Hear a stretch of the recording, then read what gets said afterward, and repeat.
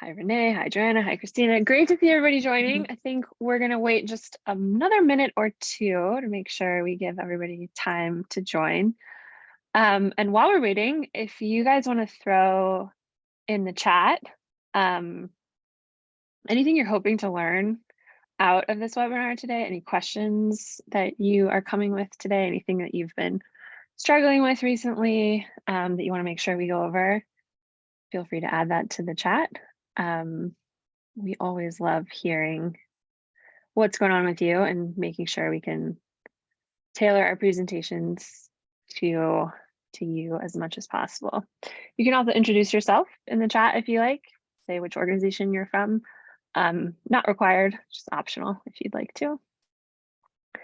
So engaging subject lines and calls to action, that's a good one, Colin, thank you. I like it, Larry doesn't need anything from us, just happy to be here.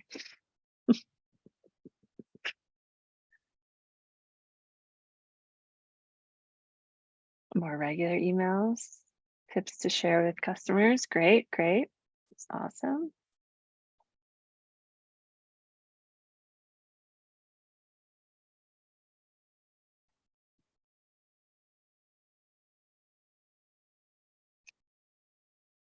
All right.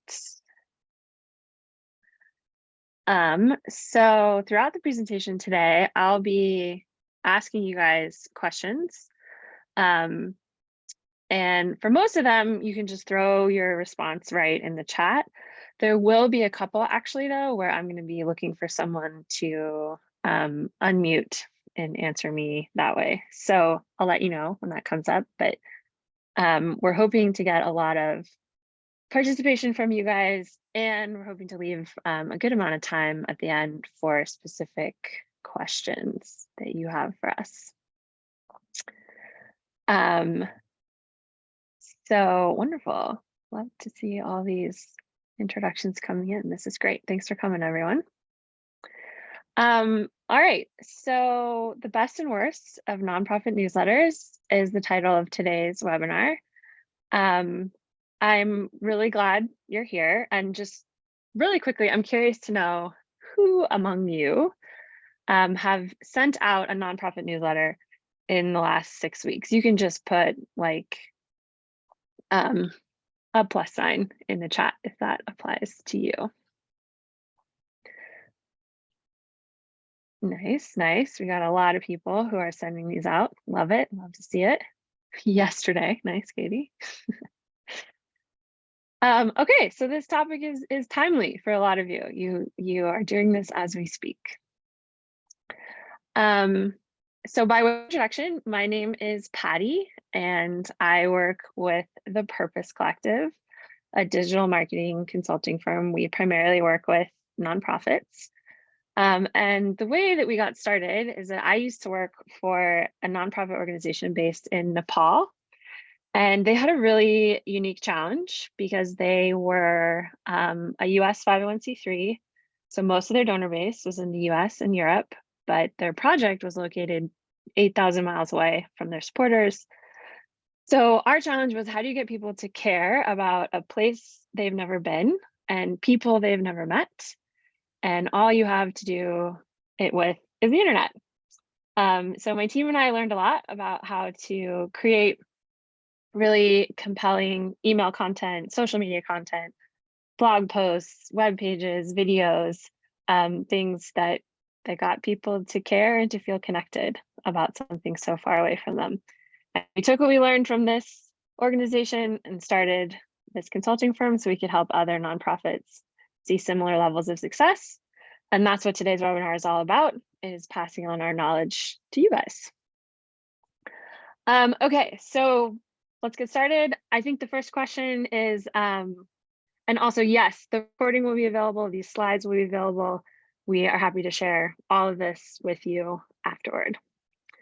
So why are we talking about email newsletters? Why should we send email at all? I mean, we have social media, we have direct mail, we have all sorts of other means. Why are we talking about email? Go ahead and throw an answer in the chat if you have any thoughts.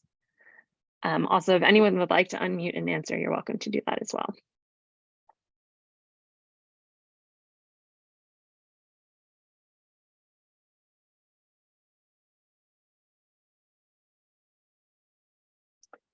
All right, so these are awesome answers. So people are still reading them. Donors like updates of what you're up to.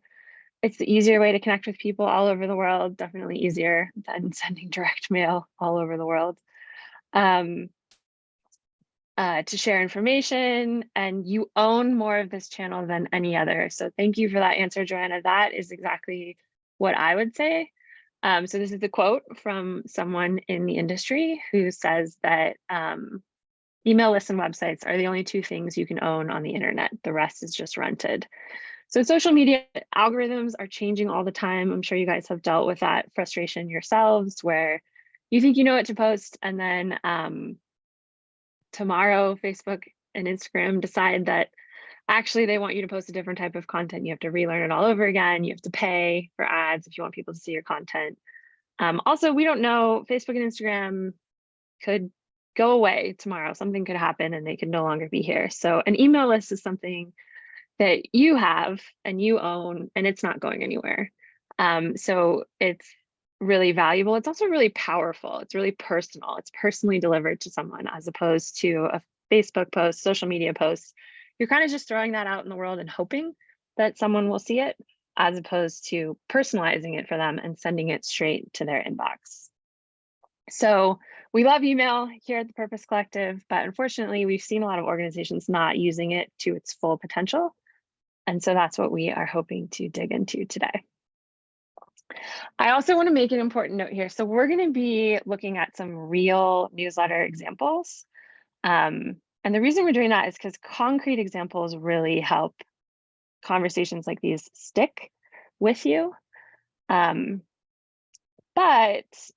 we are using some examples of what not to do, areas of improvement, and we're presenting them here gently, with kindness. We're not trying to shame anyone. We know how difficult it is to put out an email newsletter on a regular basis. We're glad that for every organization that does it, we're glad that you're doing it. And we're trying to share some tips here to be helpful, not hurtful. So we believe that every single one of you is doing kick-ass work in the world, and we want your emails to reflect that. And we want them to do all of your messaging to do your work justice. So that's my disclaimer for all of the what not to do examples that we're including today. All right, so tip number one, the worst nonprofit newsletters, those emails, use too many big words. So they can be very dry and professional, full of industry jargon, and they use too many acronyms. My general rule of thumb is don't use a single acronym in any of your messages, ever. And here's an example of what this looks like. So I don't know how well you guys can read this, but this is an email that went out talking about an organization's response to COVID-19, how it had affected the rural education in their area. I hope this is perhaps a little bit more legible, but again, we'll be sending you these slides if you want to read through this in more detail. A part of this I just want to highlight is this sentence. Government support for this education group has so far consisted of distributing self-learning materials, textbooks, and audio-visual technology. Can you put a plus sign in the chat if you have used the phrase audio-visual technology in a sentence last week? Like when you're sitting around the dinner table, or if you went out to happy hour with your friends, did that term ever come up? I'm not seeing any plus signs. All right, what about the phrase self-learning materials? Can you put a plus sign in the chat if you have ever used the phrase self-learning materials in your lifetime? Anyone? Still not seeing any plus signs. Okay, so we don't talk like this. So why are we writing like this? We recommend using a really conversational tone for your emails, just the way you would talk at dinner, talk to a person. Try not to be too professional, too technical. We see it a lot. And we put this language through something called, it used to be called the Ahern test. This is provided by Bloomerang. I believe the name of it has changed, but this is a test that tells you what the grade level is of your the language that you're using. And this came back at a 14th grade reading level. For those of you paying attention at home, 14th grade is not a grade, it's off the charts. We're basically talking about university level language here. And the average person would much rather receive an email that's written from a 6th to an 8th grade reading level. So we need to use simpler language, more conversational language, in order to better connect with our supporters and make sure that our message is getting through. So that tool that I talked about, it's for free, available from Bloomerang. The name now is the Donor Centricity and Readability Tool. So I'll show you guys what this looks like. It's totally free. You just paste some text in here. Thank you for sharing that link in the chat, Julia. Paste text in here, click on Analyze, and then it'll tell you how many times you use the word you and the reading level. So I thought it would be fun for us to take this very sentence that we were just looking at and see if we can, I'm going to analyze it right now. You can see it uses the word you 0 times, and the reading level, oh, it's gone up, 17th grade now, it's saying. Again, not a grade. I think we're in grad school now. We're talking about 17th grade. I would love to know, I apologize, the text is really small, but can I get a volunteer to help me rewrite this and get it down to a middle school reading level? Is there anybody who wants to throw their hat in the ring for this?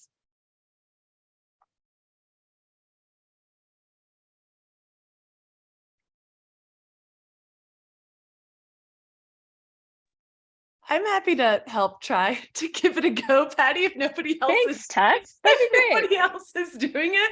I'm like, I don't know if I can do it, but let's see here. Like maybe it can be a team effort. So government support for this education group, maybe so far consistent, we could just say includes to like make it less words. Of sharing instead of distributing. And maybe we can leave in tech, like just sharing educational materials for the whole thing. Yeah. And then the rest. Yeah. And then remove the education that's there. Government support for this group includes sharing various, maybe various educate, and I don't know. Yeah, let's give it a go. Let's give it a go. Feels more conversational. Good job. We'll analyze it. Okay, you dropped it 3 grade levels. Good job. That's it. This is a hard one. I mean, I'm not giving you much to work with here. Talking about government support, when is that ever really conversational, right? So we have a suggestion to name the education group. Yeah, I mean, I think one thing we could try is we could say the government has been providing the support that it can.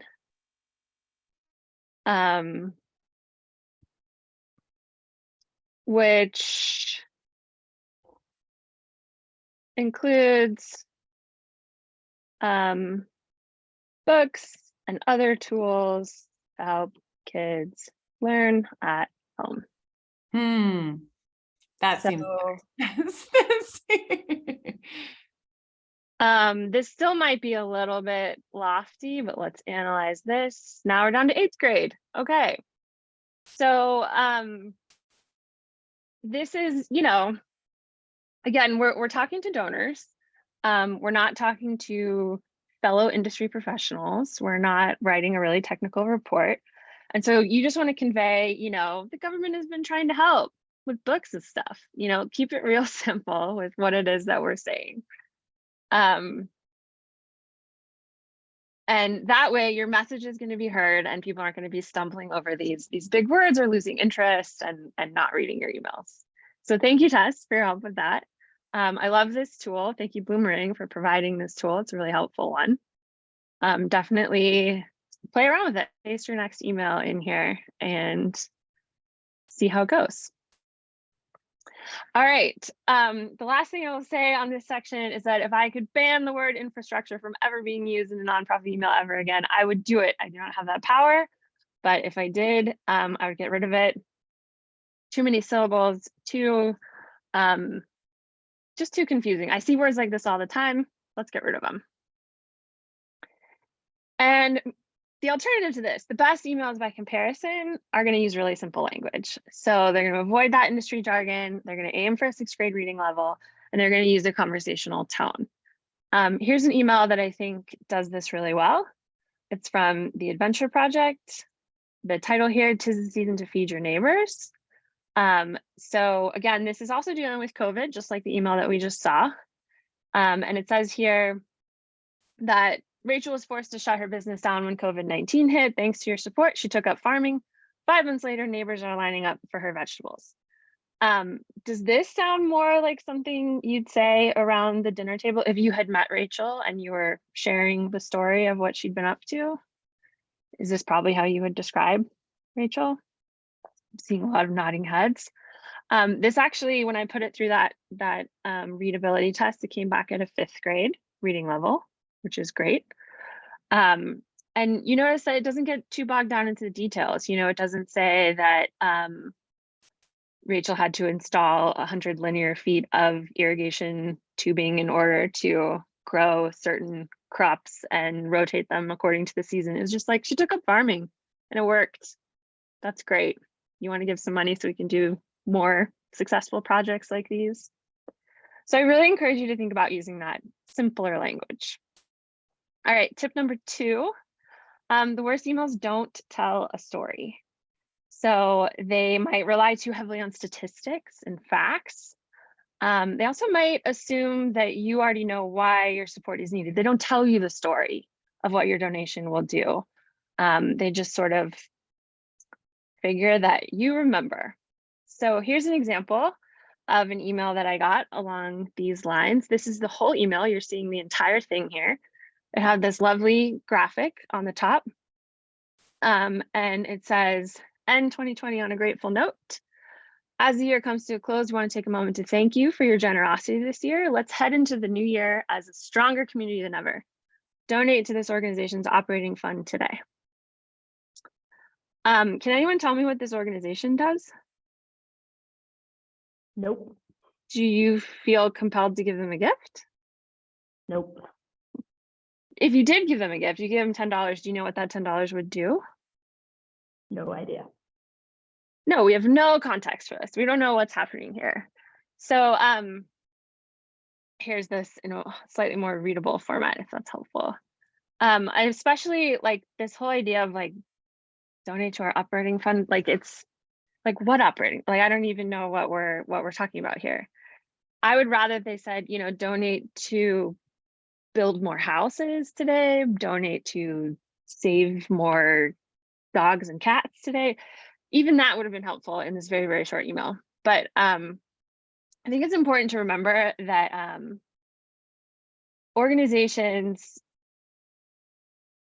donors are on the email list for a lot of different organizations. So they're not going to remember necessarily what it is that your organization does. I know that I probably receive 15 different nonprofit newsletters. Is anybody just getting one nonprofit newsletter or one newsletter? We're gonna have to narrow down to nonprofits. Is anybody just getting 5 newsletters from companies and nonprofits alike? Anybody getting 10, 15, 20? Is that probably more where we're at? Yeah, so there's a lot of noise in our inbox. There's a lot of newsletters coming in. So we want to make sure that we're telling them the story of who we are to remind them. Don't assume that people remember everything about you. All right, so the best emails by comparison, they tell a great story. They focus on one individual. So we as human beings, it's a lot easier for us to wrap our brain around the story of one person than it is for us to wrap our head around like what's happening with 100,000 people. So if you can find the story of an individual, this is John, here's what happened to John, that can stick with us a lot better than saying 150,000 people in this region are currently affected by X, Y, or Z. And we really want to draw people in with the compelling tale. We love stories as people. We love to hear what happens in the stories. We definitely get hooked. So here's an example of this in action. This video has no sound. It's just about a minute long, but want to show this to you guys. So let me know, watch this video, and afterwards I want to know what you think is happening.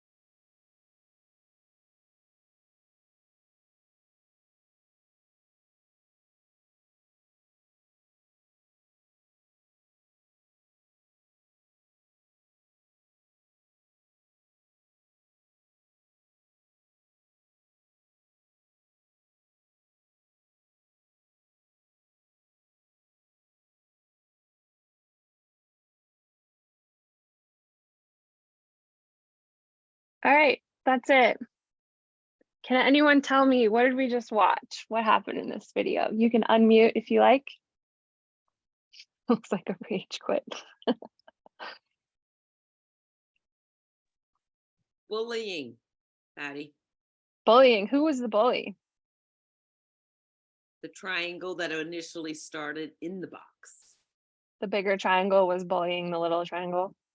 and the little circle. Chasing them. Mm-hmm. Chasing them around. Anybody else want to weigh in with what you just saw? I feel like in the context of this webinar, like the big triangle wanted the other people to, join her little thing, but she wasn't giving like the right information or like wasn't giving them like a way in. I like that digital marketing storyline here. Yeah, like kind of, I felt like it was like Kylie was saying, trying to fit them in a box that adheres to your area of knowledge or something, and everyone else is like, but I don't get it. And yeah. Yeah, great. One explanation that I saw for this online that I really liked was that this was a classic 3-act love story. So act 1, there's 2 lovers, the small circle and the small triangle. And in act 2, the big triangle decides he fancies the small circle as well. So he uses his pointy nose to wedge the lovers apart, chase them around, trying to trap the small circle in his house, but small circle slips past him and reunites with little triangle outside, and big triangle chases them around and then slams against the walls of his house in rage because he couldn't get the lover he wanted.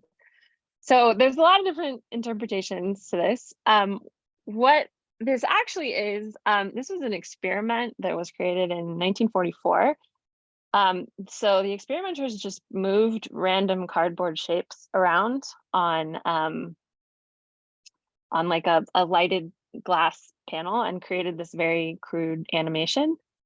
And so there was no intention that went into it, but every single time that you show this to a person, they will add a story to it. They'll create a storyline around it. And so what this shows is that we see the world through story. We put stories where there are none. We impose narratives on things where there wasn't one to begin with. And that's just because that's how our brains work. So statistics don't really sink in to us the way that stories do.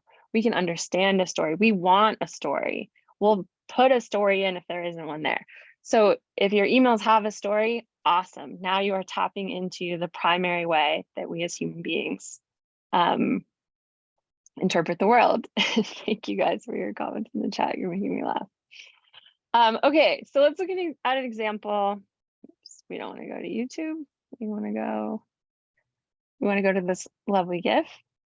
Our brains are wired to think in stories. Let's take a look at an email that does this really, really well. So this is an email from a donkey sanctuary, and they're introducing you to a donkey named Patches. They're telling you Patches' story. So basically, for many of our donkeys, they've had it pretty rough by the time they arrive here. Patches was no different. A few months before we got him, he was dumped at a kill pen where he was neglected and mistreated. When he arrived, he was literally dying of starvation and malnourishment. We immediately rushed him to the hospital. At first, we didn't think he would make it, but with expert care, we were able to convert his energy source back to carbs and begin his healing process. Today, he's gaining weight. His hair has started to return. He knows the sound of our voices. He's blind. I don't know if I mentioned that part. He loves neck rubs and tasty treats. Because of you, Patches will enjoy a lifetime of all the love and care he deserves. Thank you for saving Patches' life, friend. Okay, so same question that I asked in the previous email. Can anyone tell me what this organization does? You can put a plus sign in the chat if you can tell me what they do. Seeing some pluses, awesome. Do any of you feel compelled to give them a gift? Do you know how a $10 donation would make a difference for this organization? Take my money. Yeah, so this is the power of story, right? They told this really compelling story. It drew us in. We wanted to know what happened. We felt lots of warm, fuzzy feelings about the happy ending here.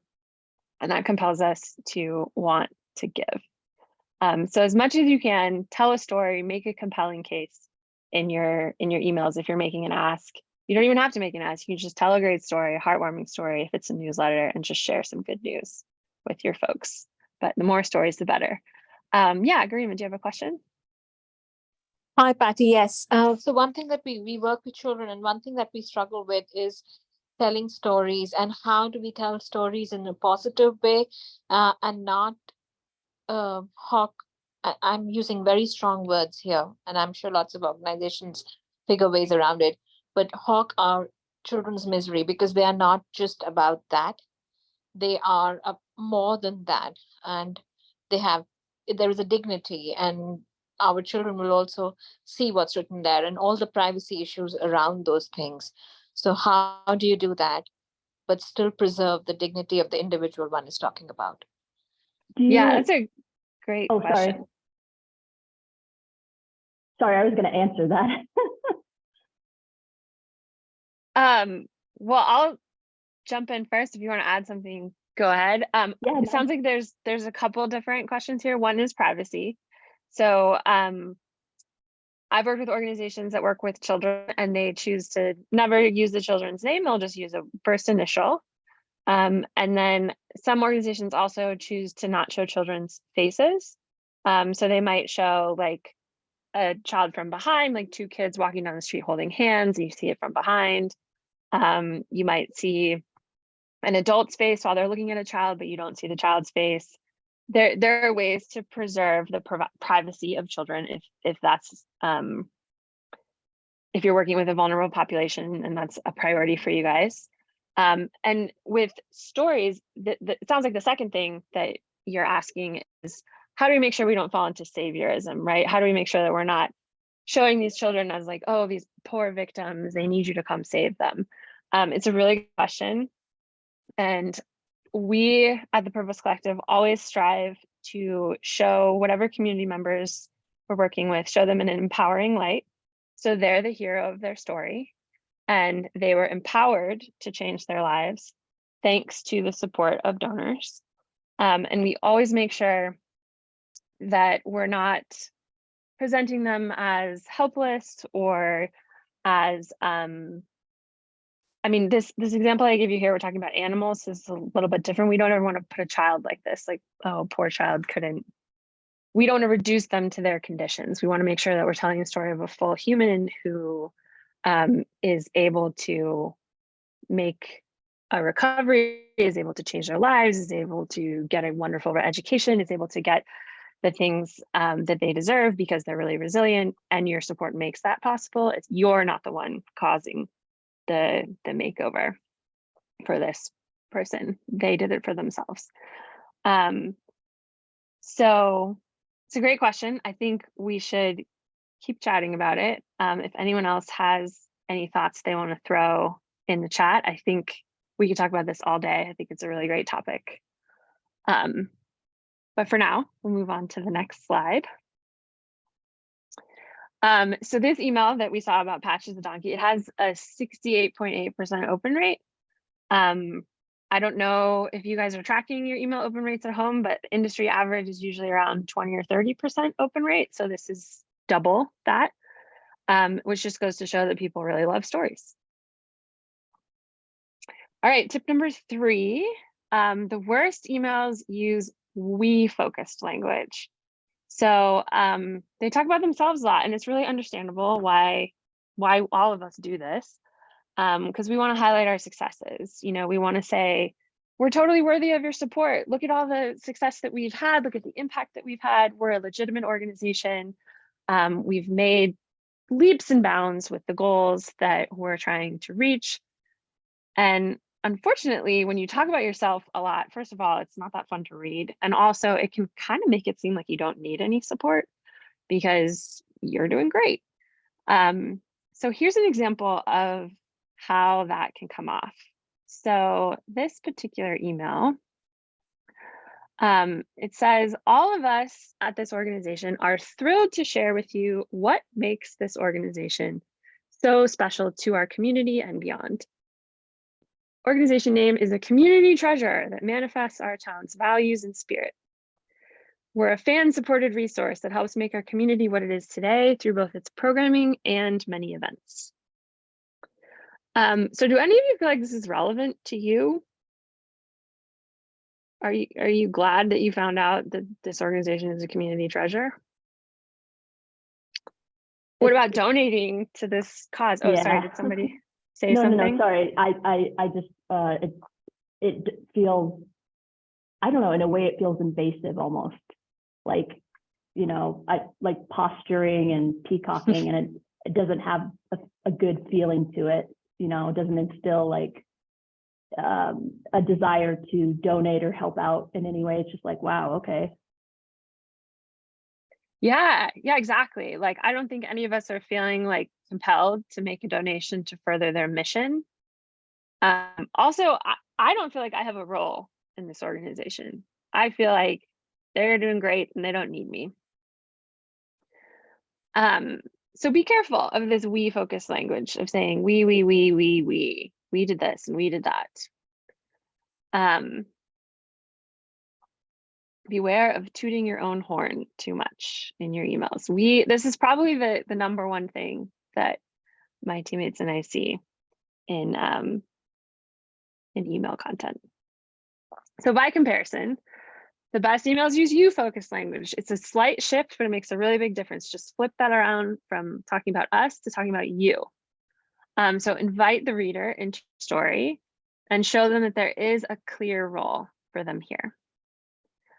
Here's an example of an organization that I think does this really well. They send an email that says, Happy New Year. As we head into 2023 and our 48th season, I want to say thank you from the bottom of my heart for being part of our family. This holiday season, we really felt the love from you. We appreciate your donations, support, and words of encouragement. All of it makes a life-changing difference for our athletes. Your support fuels us as we head into the season ahead.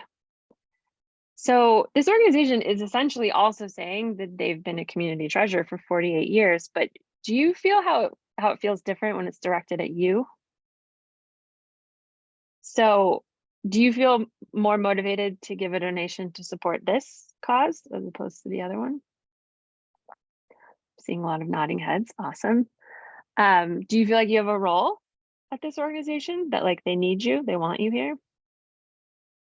So that's the power of you. The most important word that you can use in any of your marketing is the word you. I don't think you can overuse it. And again, this communication audit tool that Bloomerang provides, it's gonna count you and it's gonna compare it to we. So this is a good way to see if you're on track. The you focused language versus the we focused language.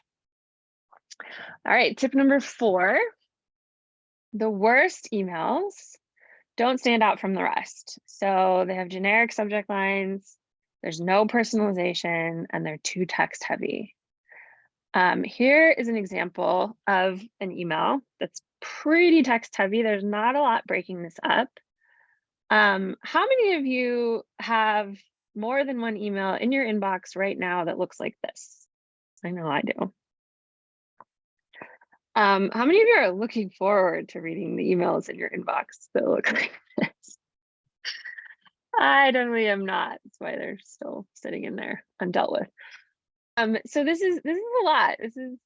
This is a big ask for people. And I want to highlight this one part here, this one hyperlink. So this email was sent out to a community that had experienced a natural disaster. So this is one of the organizations that was responsible for providing support to the people who were affected. And here's the one part that they hyperlinked. They said, although the pace of recovery continues to be a challenge, it's through this determined collaboration that as of June 25th, the county has announced the recovery team has been meeting with survivors to provide services and financial support, including distributing the unmet needs and rebuilding dollars available from the emergency fund. Does this seem like the most important thing to highlight in this email? If you were affected by the natural disaster, does this hyperlink feel helpful to you? No. Yeah. I also want to point out that if you're someone who's affected by this natural disaster, do you have time to read an email like this? To really sit down and dig into the details of this email and to see how you could get support, or how you could tell people that you know how they could get support? I think that's worth highlighting here.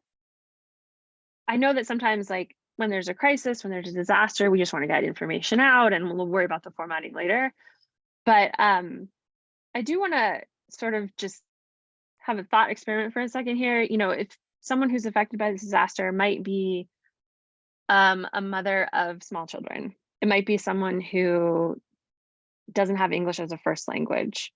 It might be someone who's working 3 jobs. It might be someone who's all of the above.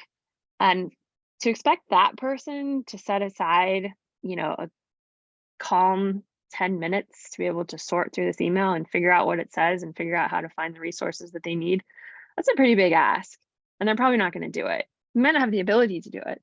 And so that's a shame if you have services, resources that you can offer to people, but they're not getting where they need to go because the information isn't being presented in a way where they can consume it. So let's keep that in mind, that you're all doing wonderful work and we want people to know about it. We want them to get in touch with services if that's something that you offer. And let's make it easy for them. Let's make sure their content is really enjoyable. So by comparison, the best emails are inviting and easy to consume. So they use personalization. They make it feel like this email was sent to you, one person, not to a list of 500. They're easily skimmable. So again, picture that single mom who might be checking her email at the gas station. Can she quickly glance at it and tell what this says? And they use compelling imagery that makes them come alive, or they use plain text for a more personal touch. Not every email has to have images. Plain text can be really powerful too. But either way, we want to make it easy to consume. So here's an example. This we pulled from Next After. I don't know if you guys have ever gone into this database, but it's a really wonderful tool. This company basically has done a ton of A/B tests with nonprofit email communications. And they send out a bunch of letters to people and they see which one performed better. Was it this design or that design? And you can see the results, you can sort through them.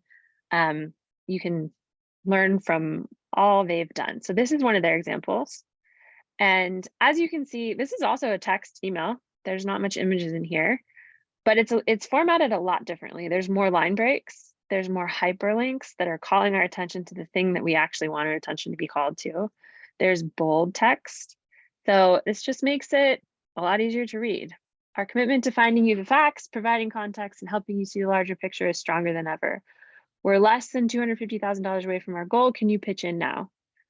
That part there in bold is the hyperlinked part. That does feel like the most important part of this message. We need your help. And good question about how you can obtain images besides photos. So I guess I thought you were asking about photos, like different free photo libraries out there. There's some great ones. Do you mean like graphics that are not photos? Tess, do you have any more insight into this question? Oh, sorry. Yeah, like I've heard it, what is it called? Like Splash That or something, like those kinds of places where you can like, yeah, you need an image for something, could be graphic, something like that, or photos. Yeah, Unsplash is a really good one. There's a lot of free images on there. Pexel is another good one. Pixabay is another one as well. There's we can put some links in the chat. There's a lot of good stuff out there. Okay, so by comparison, or sorry, moving on, the worst emails try to convey too much information. So this is another common one that we see. The content is just overwhelming from some newsletters, and the reader might not be able to absorb any of it because there's just too much of it. So here's an example of an email that I think is guilty of this. There's a lot happening in this email. We've got 2 columns, we've got different sections. I just want to zoom in on this part here. I'm curious to know, what do you guys think is the most important takeaway from this email? This is about a primary election that's coming up. So if you're a local voter and you're reading this email, what is it that you think is most important for you to know? Is it whether or not you know a 17-year-old? No. Maybe not. Is it that something, if you need a replacement ballot, you can visit this voter service center? Is it that something is happening on February 28th? That you can take a tour of a ballot processing center? I would say that the most important part of this whole email is this: it's too late to mail your ballot, please drop it off. Can anyone find that piece of information really quickly in this email? To be fair, it's the start of the email, the very first sentence here. But I would argue that with all of the rest of this is getting lost. So I would want to simplify this email and make sure that your voters know that it's too late to mail their ballots and they should drop it off. And maybe cut half of the rest of the information in this email. It's probably not as important as that. And we run the risk of somebody focusing on whether or not they know a 17-year-old instead of the main message that we want them to get. All right, so by comparison, the best emails avoid information overload. They aim for 2 to 4 pieces of information, not 24, and they tell one story. So here's an email that I think does this really well from Val for Girls. It's telling the story of one girl named Patricia, which happens to be my name. So you support girls like Patricia, who at 13 had her school fees covered through one of the programs that Donors Like You made possible. Her mom knew there was more for Patricia than child marriage. She said, I was a child bride, married at 17 because I didn't have options. Patricia's father left us because he was tired of having girls. He thought they wouldn't amount to anything. He's wrong. The education mentorship she receives through her local program gives her opportunities for a bright and thriving future. It's all thanks to our local partners and supporters like you. So this is really simple. This is the story of a girl who was enrolled in a program. Thank you for your support. Would you like to give again? Or maybe there's even, you could leave the ask out. Just here's an update on a girl whose life was changed. You should feel good about yourself. As many of you know, there's a lot more to the story of child marriage than one girl's story. And if you wanted to, you could fill this email up with statistics. Like you could say 650 million women alive today were married before their 18th birthday, or worldwide, about 21% of girls are married in childhood, or, you know, that's 12 million girls under age 18 every year, 22 girls every minute, you know, et cetera, et cetera.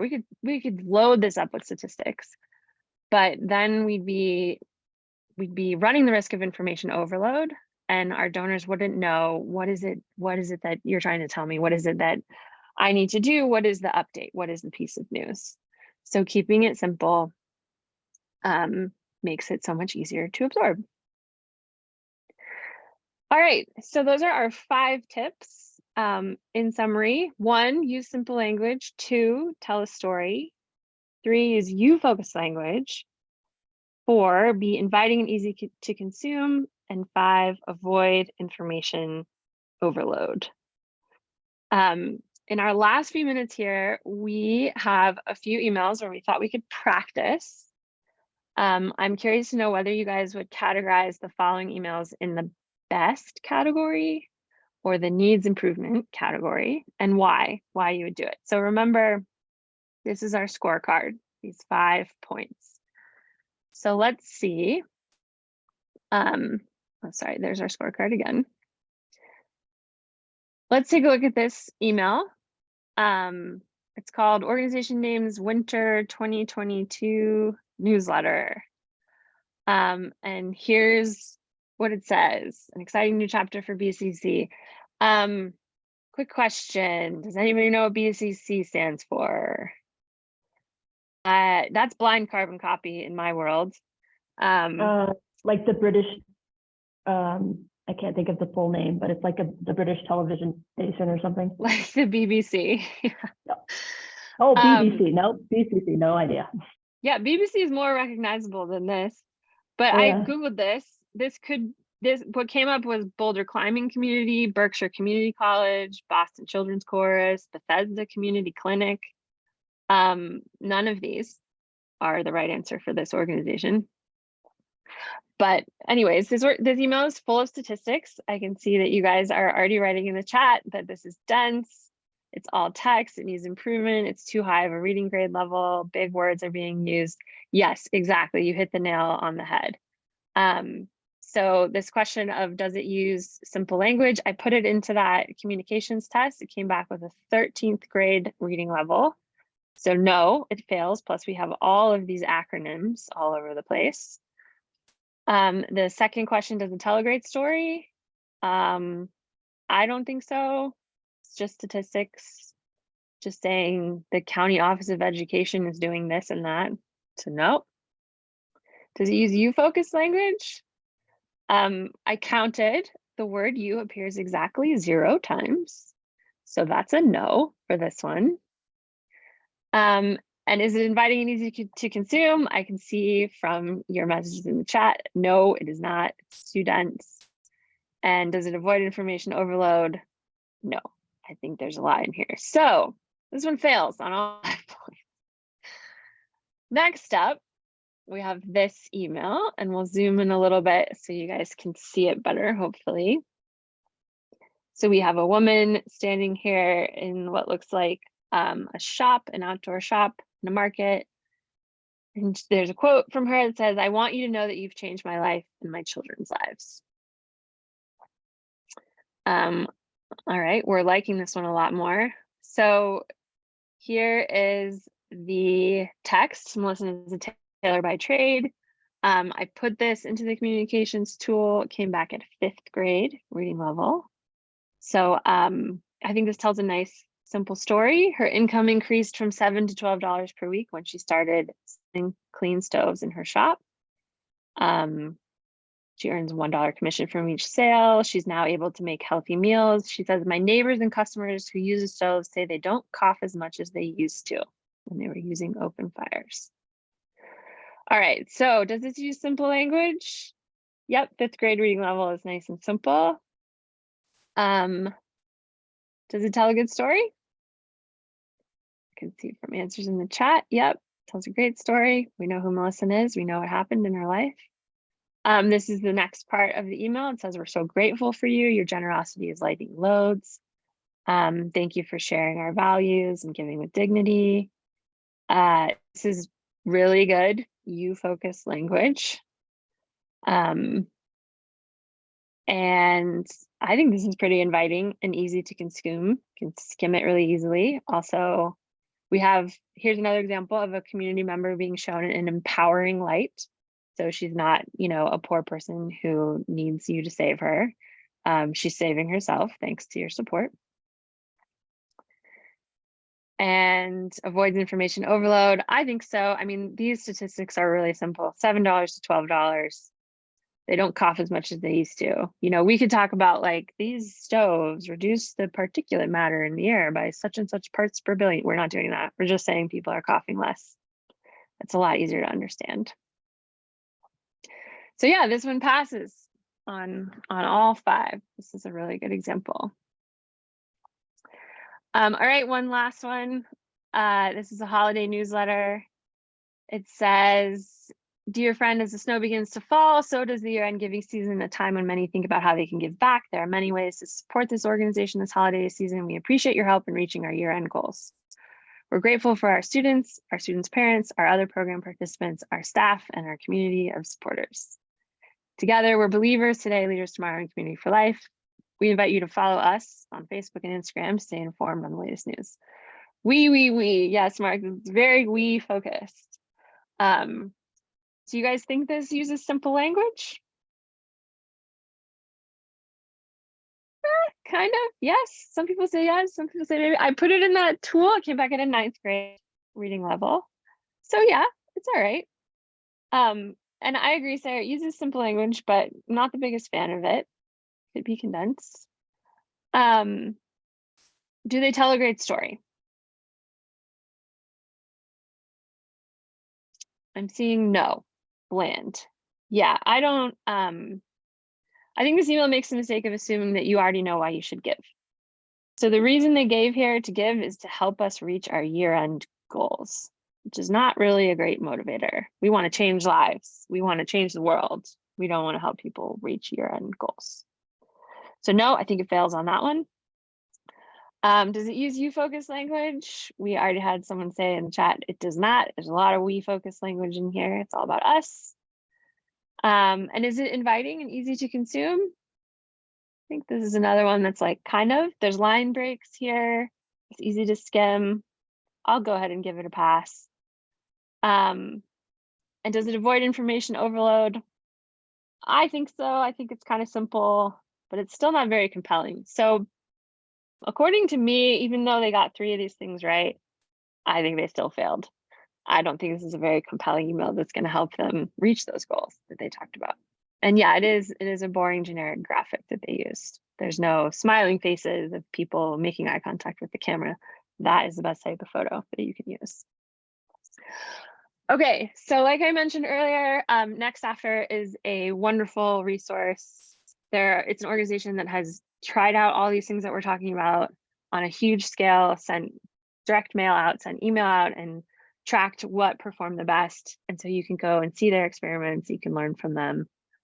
Things about like, what should your word count be? Where should your call to action button be? Find the data that can help you drive all these decisions. All right, what questions can I answer for you guys? You have been wonderful participants in the chat and jumping in to talk. I really appreciate that.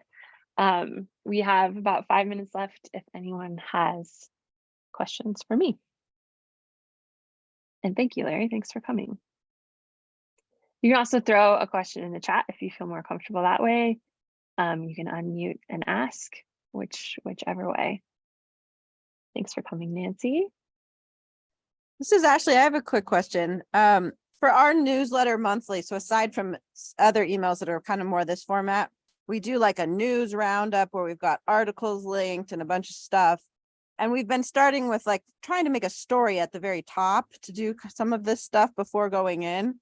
And I'd been thinking that was kind of a waste of time, but now I'm kind of changing my mind. But I'm just wondering about format, maybe if you have like just a minute of like these longer newsletters where there's articles linked, like if there's a a good strategy around that? Yeah.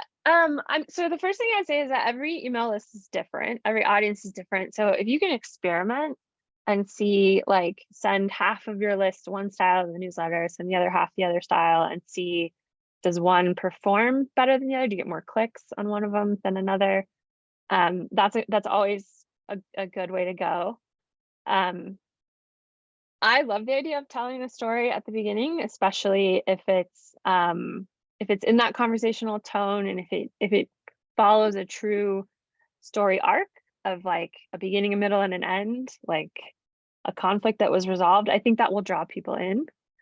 And it might make them feel more compelled to keep scrolling down and see what your news items are, because now they're engaged, now you hooked them, now they want to know what else you have to say. So yeah, I think that's a great thing to at least experiment with, and maybe try it over the course of a few months and see, is there a clear winner between the two formats? Great, thanks.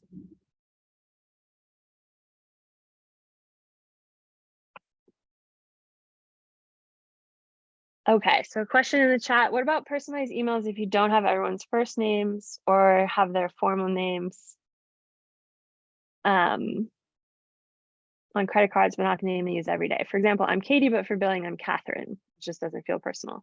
Really good question. So I would say it's better to use personalization than not, and to have a backup value, like friend is a really common one. So if there's no name saved in the record, it would say dear friend. You could use something more personal to you, like dear Kishore Girls Academy supporter, or whatever it might be. And this question of like personalization. So one of the things we love to do is to send email welcome journeys. And that would be like an automated series of emails after someone joins your email list or they make a donation. You send them this series of emails saying, wow, you're amazing. We love that you just did this. Thank you so much. Here's more information about how you're making the world a better place. And we like to include a survey in those email welcome series. So that could be a really good point to ask people, like, hey, we have your name saved as blank. Is that right? Or do you go by something else?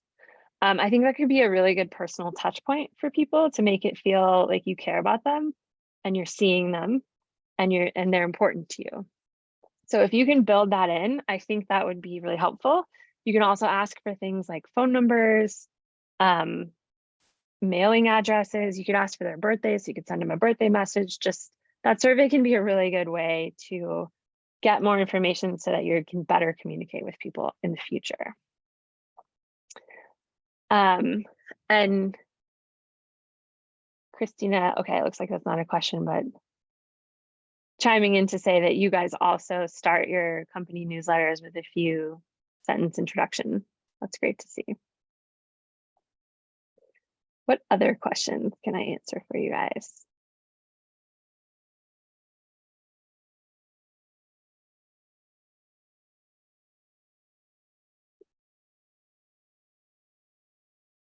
Julia, do you have anything else to add that I forgot to say?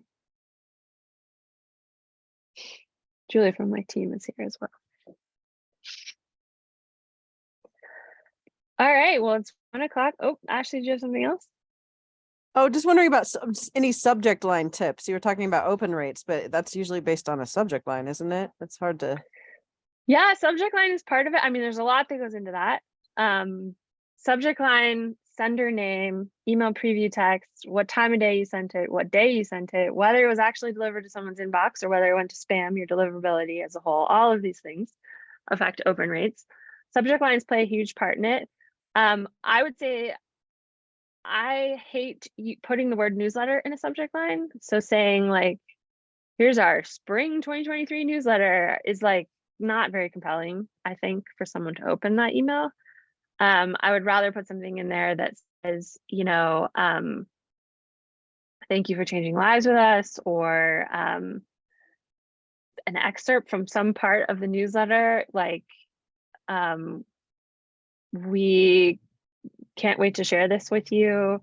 We don't get too clickbaity, but something that speaks to the content that's in the email that makes someone say like, oh yeah, I want to read more about that. that's my quick and dirty subject line tip. But if we can make it conversational and less like, here is an information dump for you, please open this email, make it sound like it's a person talking. Thanks.